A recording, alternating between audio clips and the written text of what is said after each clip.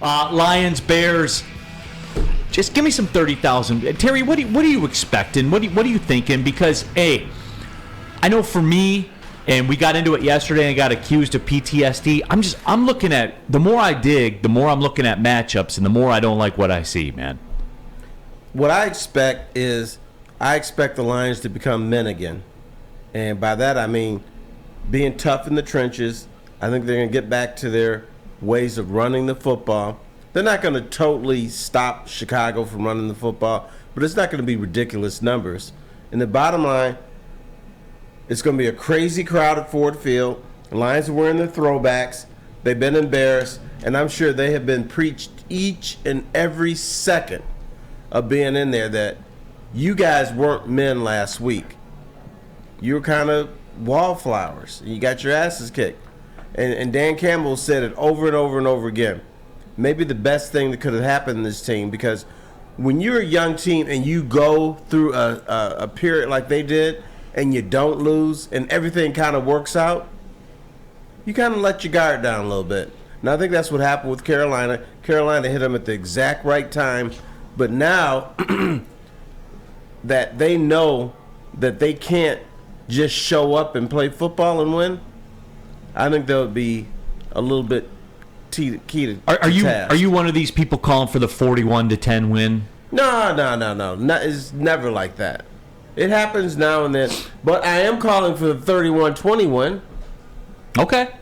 I'm locked up with Terry on everything there. What I think that right to come out and play now. What was the secret to their success?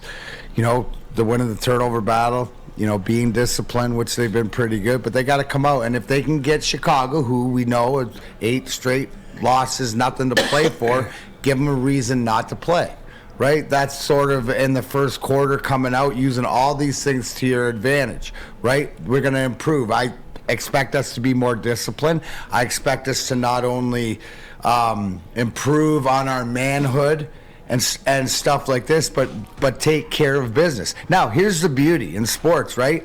The blessing in disguise is what Dan Campbell's talking about.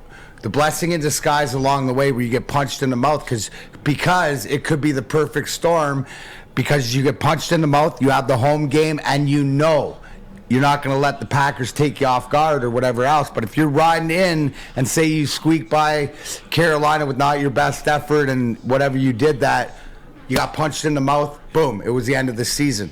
They got punched in the mouth with 2 games left, still being able to control their destiny. I think this could be a great sign, and I think that's what Dan Campbell means by that. Here's my thing about it, and for the Bears, you got to be kind of a fantasy geek to understand this, or you have to have had them on your team for an extended period of time. David Montgomery and Khalil Herbert are and Sam Flannel, mark me on this, David Montgomery and Khalil Herbert are a very good backfield. Very good. No, they definitely are a very good backfield, and they're supplemented by the best running quarterback in football by the numbers this year. Justin Fields already has over 1,000 yards rushing, and that could present the Lions a big problem, especially since they're coming off that disaster at Carolina. My thing is, it's the 3-12 Bears. I know that there's some matchups that aren't super favorable for the Lions, but they have to win this game. There's no excuse. It would be a disaster if they lose. And even though the Bears can run the football, and that you think that kind of shortens some games, well, then how do you explain the fact that in their last 8 games, their 8-game losing streak, they're giving up 32.6 points per game? And by the way, the Lions have a good offense. I mean, a top 5 offense by the numbers. So this is a game that the Lions, there's no excuses, go out and win, and sort of keep those playoff hopes alive to go to Green Bay. And Spenmo, I got to tap you as well. I got to go around the room. Yeah. I got to see the lay of the land. Where are you at with this game? I think this is obviously a very winnable game for Detroit. They play very, very well at home. Their offense is very, very good at home. I think it's going to be different than it was in the first game. They have something to play for. They have, all the hopes on the line with this game. So I expect them to go out there and win. I expect it to be a 33-24 kind of game. And I do agree with you, though. I am a big Khalil Herbert guy. I think he's a very good player, so you got to watch out for him. But hopefully the running defense will step up unlike it did last week, and they can go out there and get it done. See, here's the thing for me, and as that line, and yes, you guys know this. I do let the line dictate what I think about matchups because they don't give money away out there. They have very nice buildings that they pay for with your money. Like that's what and that's what it usually is. Let you get a little bit of theirs early and take a lot more later. Plate, Absolutely. Right? At the end of the day, you're like, dang, I was winning at one point. Yeah, it's just as this line continues to creep up, and now you're seeing 6.5. It's going to start pushing 7. I think what happened in that Carolina game, I think people are being very dismissive of, well, it's a one-off. As I read The Athletic and Charlotte and stuff like that, and some of the Charlotte newspapers, Terry, what they did in that football game, and they were free about it when they talked about it post game. All the Carolina backfield, their coaching staff, they said we use their defensive ends and their aggressiveness against them, and we saw whatever gap they vacated being aggressive, and that's the gap that we ran at, and that's why they couldn't stop it. It's not like they didn't know. I mean, when you get gashed for 300 yards and a half, you know what the problem. Terry, they couldn't do anything about it. Right. And what did we say about the Russians at the beginning of the season? Too aggressive, and they're just playing with their heads are on fire.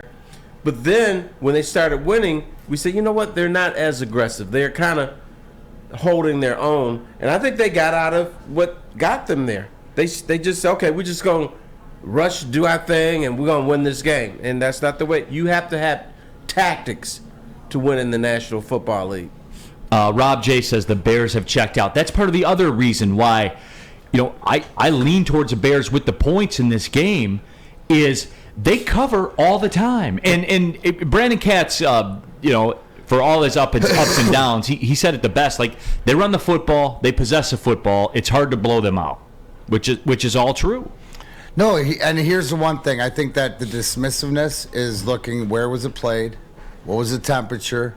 At different, what was this to what is being played now? You're bringing it back to Ford Field, home field, the way your team has proven that they've played. I don't think it's dismissive to the fact, but Brandon's right. When you got Justin Fields, who only puts the ball 15 times in the air, that we are focusing on this running game. You just got gashed for a franchise record by the team that played you before. So I hope you have tape on how to improve and be more disciplined and do your own job. So why not? You're going to be tested, Neil. So I guess we're going to find that out early. But if they take care of the run, and they're going to allow probably Fields to get some yardage, but if they can limit him and not allow him to go over 100 yards, then it limits what Chicago can do. Spenny, what'd you say, 33-24? Yep. I got 34-20, right? But I think it's one of those games, and I just think that ineptitude late, that people are, the overconfidence is the fact is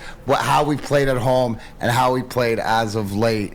And have we learned? Has this team learned when Dan Campbell says that this was a lesson that needs to be learned, we improved on? We've seen improvement, right? We've seen improvement in the coaching and stuff like this. I don't expect to get gashed like we did last game, but it's on the table. Go by the numbers. It's there. You'll be watching for it. What's the first thing you're going to watch for? Oh, good, man. We stuffed them on that first run play. You guys will laugh at this.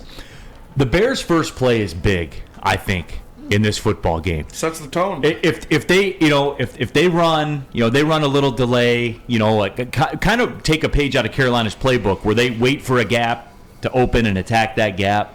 They do that in the first play. They crack it for 9 yards or 13 yards. But you got to expect that. So what is Detroit going to do? Expect Chicago? It's a copycat league, so they're probably going to. I wouldn't be surprised if we were playing the old quarterback game, run right, at the bar, the QB1 or whatever, run right now. But Detroit has to adjust. And if Dan Campbell, from what I heard him say, is that guys were doing other guys' jobs. They weren't disciplined in the lanes, all this stuff from the beginning of the year. That could be youth too.